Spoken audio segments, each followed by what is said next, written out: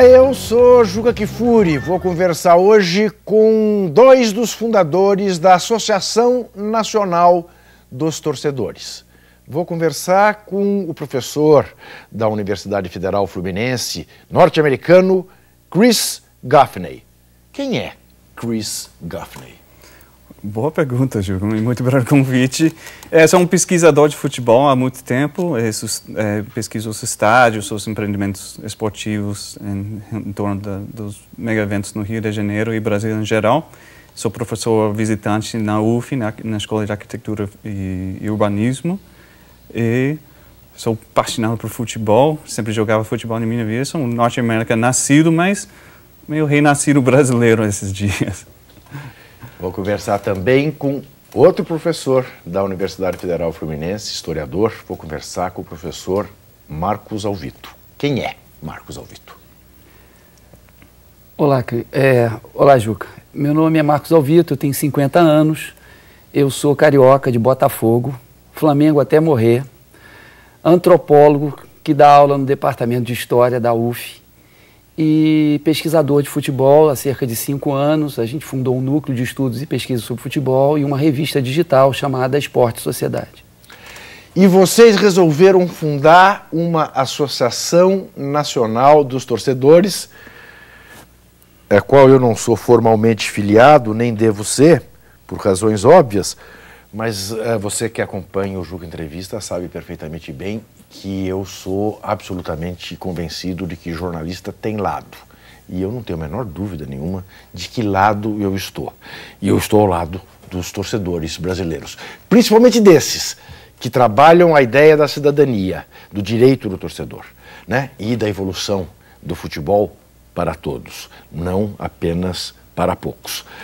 E queria conversar sobre isso, sobre esta ideia, que é uma ideia generosa, ao mesmo tempo que é uma ideia muito difícil de vir a ser bem sucedida, porque a gente sabe que, infelizmente, vivemos num país em que essas coisas ainda são olhadas como quixotescas, como idealistas, como utópicas. O que vocês estão fazendo nesse momento? E falem, faz favor, também do que está previsto agora para a última rodada do Brasileirão. Quer falar sobre o... Bom, eu falo como surgiu a associação. Em 2007, 2008, eu fiz uma pesquisa de pós-doutoramento na Inglaterra sobre policiamento de torcidas no Brasil e no Reino Unido. Então, tive em vários estádios na Inglaterra, na Escócia, assisti 40 jogos, fui a jogos com a polícia, etc. Antes eu tinha feito um trabalho aqui, vinha a jogos em São Paulo, no Rio, etc.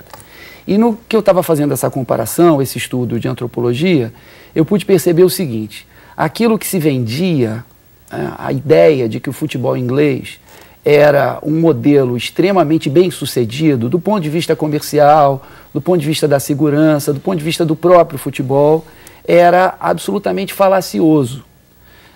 Eu estudando a história do futebol inglês e conversando com os torcedores, indo para lá, eu me apercebi que a Premier League, né, tinha sido, na verdade, um processo de expropriação dos clubes da Football League, que tinham todo um esquema de divisão não igualitária, mas que pelo menos havia a divisão, por exemplo, dos direitos da televisão entre a primeira, segunda, terceira e quarta divisões. E que esse esquema de elitização, que faz com que hoje o torcedor da Premier League tenha em média 43 anos e tenha uma renda altíssima, que faz com que hoje a gente esteja mais gente assistindo o jogo nos pubs do que nos estádios de futebol. Esse sistema, que é um sistema a gente pode chamar de elitista, né, de elitização completa do futebol, quando eu voltei ao Brasil, eu me apercebi que esse sistema estava sendo aplicado no Brasil, que havia todo um planejamento consciente para que houvesse essa expulsão dos torcedores mais pobres dos estádios, e para que houvesse essa transformação do torcedor num consumidor, do estádio de futebol num estúdio de televisão e num shopping center ao mesmo tempo. Mas, como eu sou professor universitário, não sou sindicalista, não sou ligado a nenhum partido político, não estava ligado a movimento social, eu só reclamava disso em sala de aula, falava com os colegas, falava com o pessoal no núcleo e tal. Até que eu comecei a dar um curso chamado Leituras para Pensar o Futebol. E teve uma parte inicial que a gente estava discutindo exatamente a questão do futebol ser ou não o ópio do povo. E eu defendia, e vários autores defendem, o Christian Bromberger, o próprio Zé Miguel Wisnik, que é um autor brilhante aqui, né, brasileiro, que o futebol realmente é usado como arma a favor do racismo, da homofobia, do sexismo, do ódio clubístico, do ódio nacionalista, etc., mas que ele não necessariamente é isso. Ele é apropriado dessa forma, mas pode ser apropriado de outra maneira.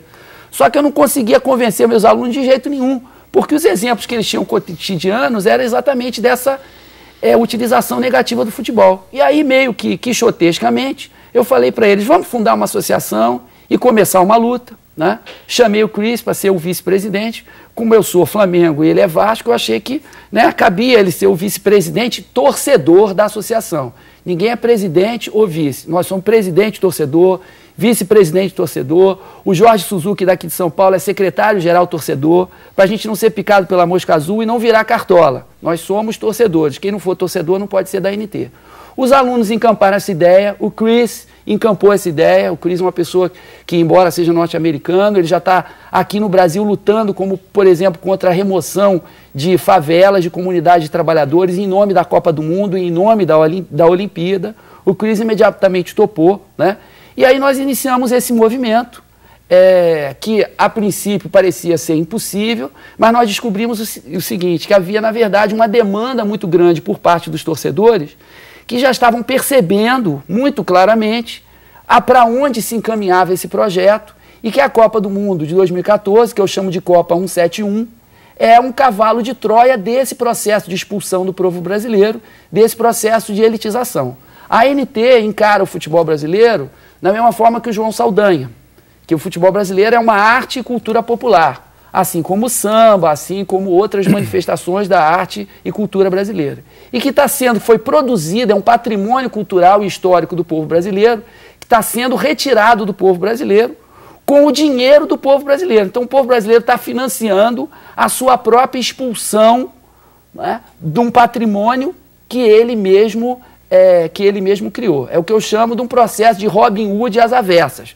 Você tira dos pobres para dar aos ricos. Você tira os estádios dos pobres para dar um shopping para os ricos. Você tira as comunidades pobres para construir estádios. Você tira o dinheiro do cidadão pobre para dar para as empreiteiras e para os políticos corruptos. Então, é óbvio que não é pela genialidade da ANT, nós não temos recursos, nós não temos grandes apoios, apenas companheiros do movimento social, mas é por conta dos torcedores brasileiros estarem se conscientizando desse processo que a gente imediatamente recebeu, né, um apoio enorme. Para isso, obviamente, também tem contribuído o apoio que alguns poucos jornalistas, dentre eles você, né, que eu agradeço essa oportunidade da gente estar aqui, que tem apoiado a nossa causa e divulgado a nossa causa. Com isso, a gente já está com mais de 2.000 associados, com menos de 2 meses de ANT, e a gente, domingo, vai ter nosso primeiro grande ato nacional nos 10 estádios onde vai se realizar a última rodada do Brasileirão. Aliás, sobre essa manifestação, o Chris poderia falar, porque ele é americano, mas ele que propôs o espírito dessa manifestação, o Chris poderia explicar melhor. O manifestação, no meio de palavra, tem festa. Então, sim, sempre marcamos essa em letras maiúsculas, a manifestação. Porque esse é o espírito brasileiro do futebol. É de festa, de carnaval, o estádio como lugar de transformação momentaneamente social, um lugar para xingar o juiz, para gritar, para celebrar, chorar, rir, e tem uma festa. E vemos o processo de modernização, elitização dos estádios de futebol, que não está respeitando essa característica do futebol brasileiro. Está elitizando, tirando o povo, tirando a festa popular em seu lugar, colocando uma festa de consumo. Criando, no lugar de um palco aberto e democrático para a festa, virando esse num shopping, onde tem mais espaço para VIP. O estádio de FIFA tem que ter um lugar, um carro para cada 6 espectadores. Então, essa manifestação que estamos fazendo o domingo em todos os estádios do Brasileirão, última rodada, é para señalar que o futebol brasileiro está perdendo sua própria alma. Com todas essas reformações, expulsões da torcida do próprio campo. Então, sim, dá para ter uma festa no boteco, mas é melhor entrar em campo com a torcida, com a população de qualquer cidade. E por isso escolhemos o símbolo de formiga, porque ANT em inglês é ant, é uma formiga, ant. Então a torcida sozinha é uma formiguinha, não tem poder nenhum, pode carregar muita coisa, mas 1 milhão de formigas pode comer um elefante branco. E quando chegamos a 2 milhões, 3 milhões, vamos começar a comer todos esses elefantes brancos que estão sendo erigidos no Brasil. E esse dia 5, domingo, é a primeira luta nacional para rever um rei nesse processo de elitização. Essa conversa continua no próximo bloco. Até já.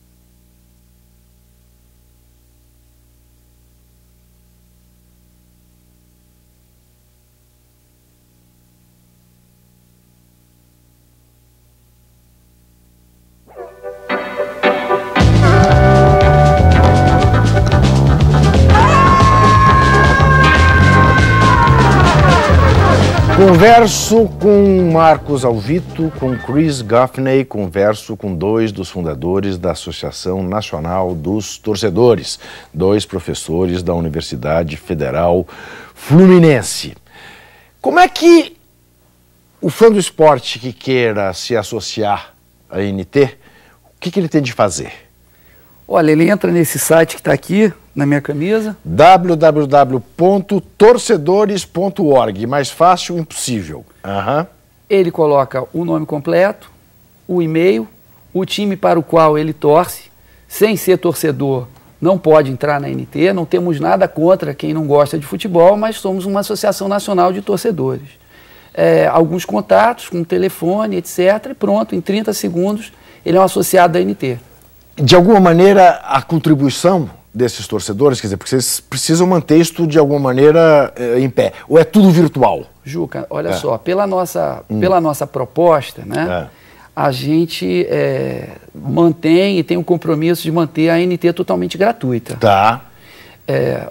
Você vai receber um boletim que é enviado 2 vezes por semana, quinta e domingo. Você vai se inscrever boletim numa pela internet. Pela internet. Claro. Você tem um site de relacionamentos onde você mesmo poderá colocar fotos, poderá colocar vídeos. Então, se houve um desrespeito a você, torcedor, ou aos torcedores do seu clube, no estádio, qualquer problema, fila de ingresso, enfim, todos os milhões de problemas que existem com o torcedor brasileiro de desrespeito. Você mesmo vai lá no site e posta, né, avisando, aconteceu isso no jogo Internacional e Grêmio Prudente, aconteceu isso no Fla-Flu, etc. Você tem uma sala de bate-papo para os torcedores também se congregarem.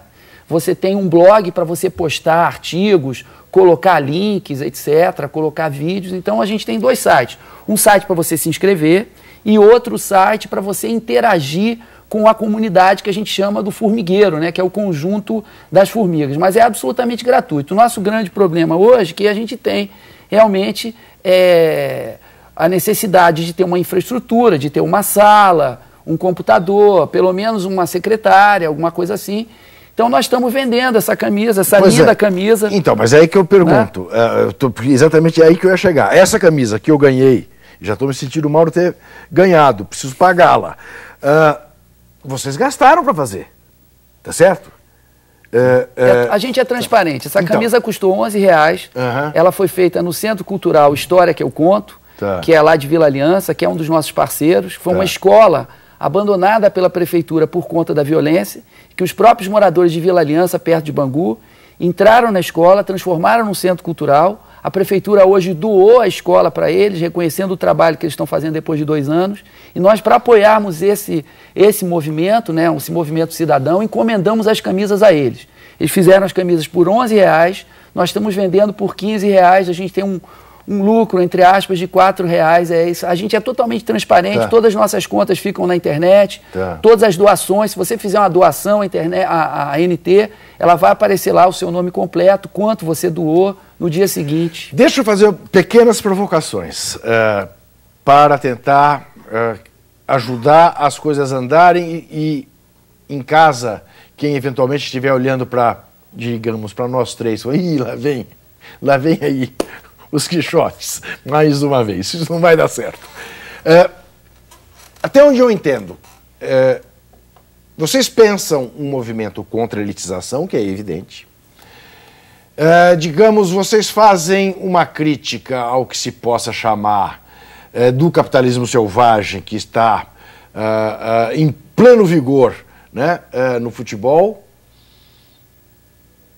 Mas como é que vocês encaram a questão, que é infelizmente inexorável e inelutável, de que estamos tratando de uma estrutura absolutamente capitalista, estamos tratando de alguma coisa que virou um grande negócio e que, embora esteja eu de pleno acordo, há que se ter lugar para todos, tem mesmo esta tendência elitizante do estádio ser estúdio, de cada vez ter menos lugar para o povão, e o povão ser cada vez mais excluído. De que forma é possível conciliar este negócio com uma ideia mais generosa, que não seja a ideia da exclusão? Eu acho que essa ideia de valor econômico como único valor é uma coisa que tem que mudar no futebol. Porque no Brasil tem valor sentimental, tem valor histórico do lugar. Sem dúvida. E o valor econômico é o único valor que está sendo puxado para frente. Mas, Chris, o Marcos deu o exemplo da Inglaterra. O Wembley também tinha um valor, né? Um valor sentimental.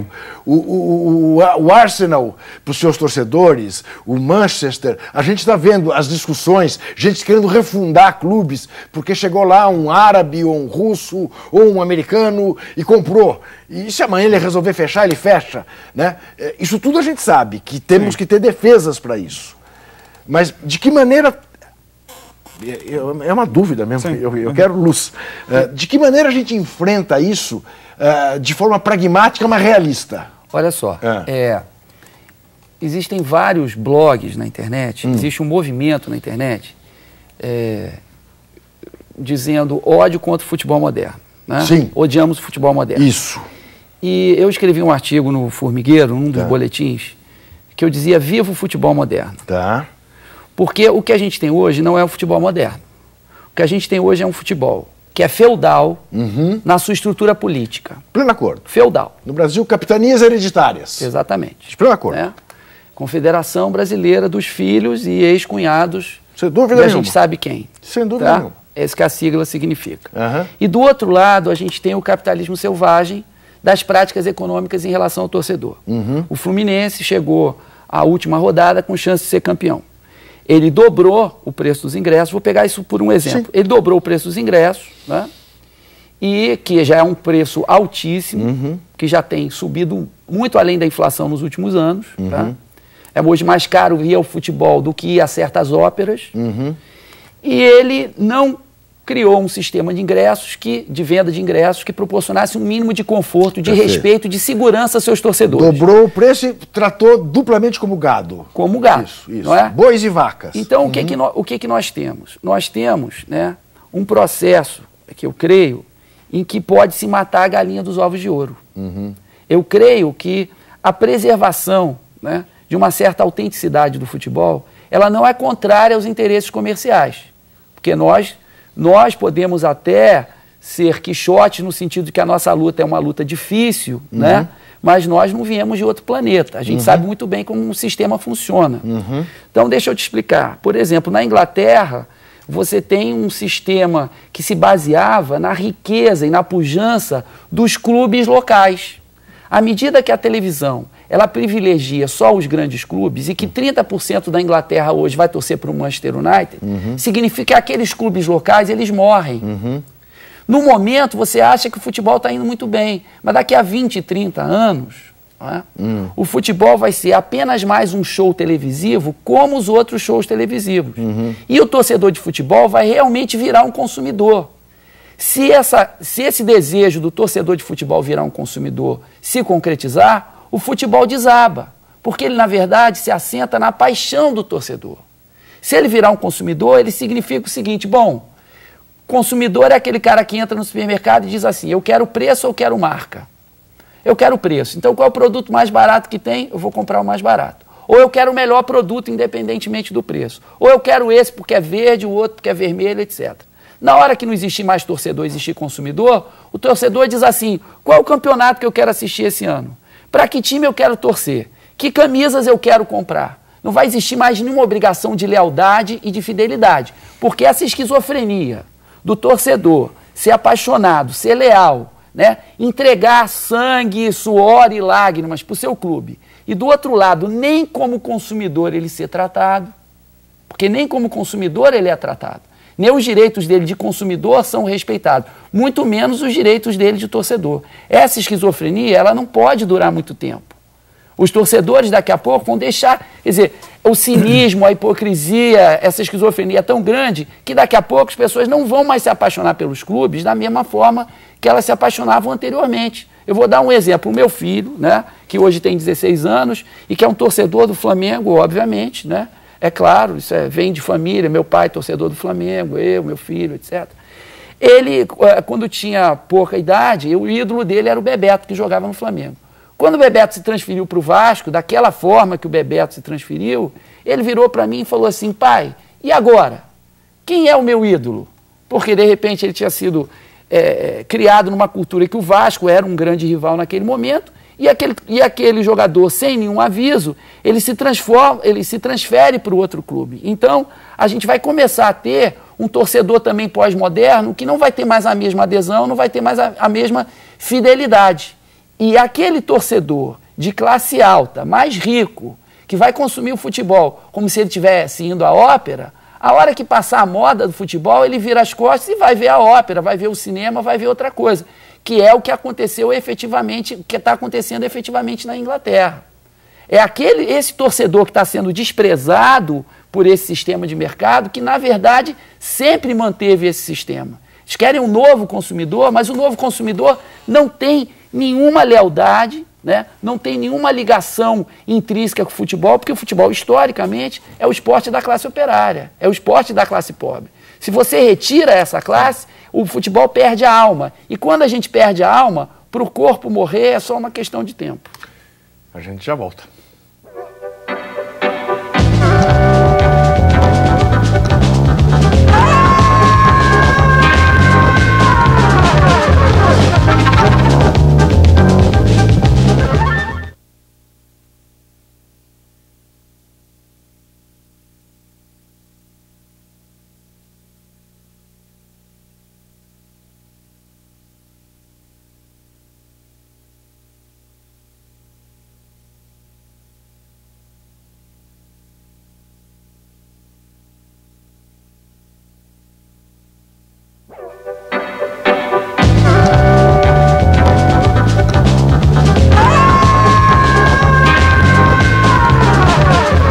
Converso com dois dos fundadores da Associação Nacional dos Torcedores, converso com os professores da Universidade Federal Fluminense, Marcos Alvito e Chris Gaffney. O Chris tem um belíssimo livro sobre arquitetura dos estádios nas cidades de Buenos Aires e do Rio de Janeiro. É um livro ainda, infelizmente, apenas em inglês, mas que certamente alguma boa editora brasileira brevemente haverá de se interessar em lançar no Brasil. Estou aqui eu fazendo o merchan do livro do Chris Gaffney, que também está estudando, como já disse, os dois grandes eventos que vêm aí, né? Na cidade do Rio de Janeiro. A Copa do Mundo é um deles, que é brasileiro, nacional, não é apenas Rio de Janeiro, mas a Olimpíada 2016, que é no Rio de Janeiro. E este é mais um evento que está destinado a excluir pessoas dos seus locais, né, de residência, de trabalho, de estudo, o diabo 4. Até quem diga que o que estamos vendo hoje já né, nas operações no Morro do Rio de Janeiro, no Complexo do Alemão, tem a ver com isso. Não tem a ver apenas com isso, mas tem a ver também com isso, com toda esta festa mediática que está sendo feita em torno disso, né? É sempre bom lembrar que são raríssimas as batalhas na história da humanidade, e o Marcos pode testemunhar isso, que se repetiram. Parece que tem uma batalha na Guerra Civil Americana que se repetiu, né, que foram duas. Tem uma outra batalha, não sei se na Primeira ou na Segunda Guerra Mundial, e a Batalha do Alemão nós já estamos na Segunda, porque lembra-se que houve uma outra que tinha sido ganha. Parece que não, porque já está tendo uma segunda. Mas enfim, queria que você falasse um pouco sobre isso. O parte da meta de ANT é atrair a atenção que o estádio não existe em instalação. Não é apenas um estádio, mas é transporte, é moradia, é aluguel. O lugar de aluguel é o assento no estádio. Mas enquanto estamos vendo o aluguel de torcedor subir, também estamos vendo o aluguel de cidade subir. Então, é uma expulsão não tanto de povo, mas de classe meia também da cidade. Uma expulsão forçada em parte de aumento de ingresso que estamos também vendo na cidade em geral. Então, a Olimpíada, a Copa, está trazendo... O estádio é a menor parte desses eventos. Tem aeroportos, tem linhas de BRT, tem rede de hotelaria, tem mudanças no plano diretor ilegal, inconstitucional, tem o Ato Olímpico, tem medidas provisórias, tem isenção fiscal para a FIFA. Tem um complexo total que está mudando a lei para permitir esse lucro. Cris, como isso tudo sob um governo do Partido dos Trabalhadores? Como é que você vê essa aparente contradição? Um governo que indiscutivelmente se preocupou em incluir, não é?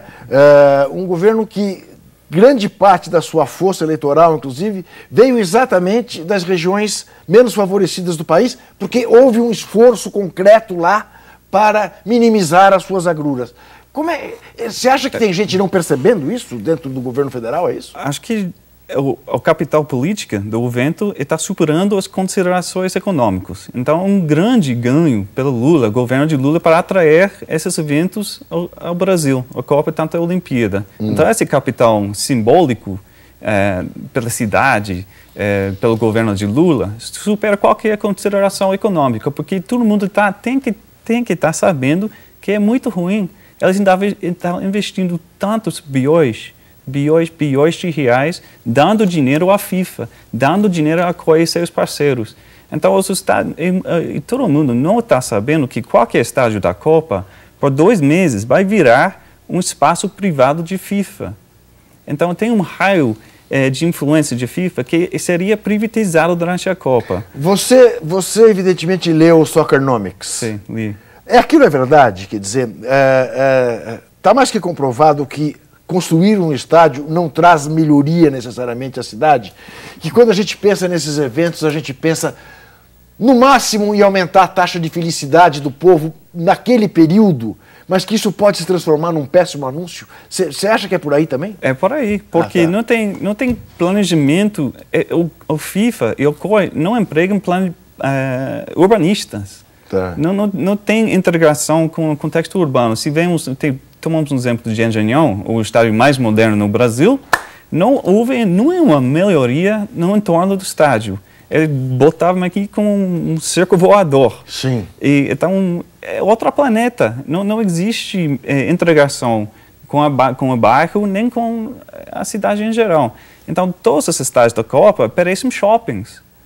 Parece o estado de Cuiabá, de Curitiba, de Manaus, todos parecem shoppings. Então, são lugares fechados, onde você entra como consumidor em um ambiente de consumidor. Tá. Então, se queremos um Blade Runner, um off-world, estamos construindo isso com dinheiro público. E o PT está financiando isso. E não vai dar retorno. Vai dar um retorno simbólico por um momento, vai gerar emprego temporário, mas, em minha opinião, a Olimpíada é pior que tudo, porque eles estão erigindo linhas de BRT que vão dividir a sociedade, que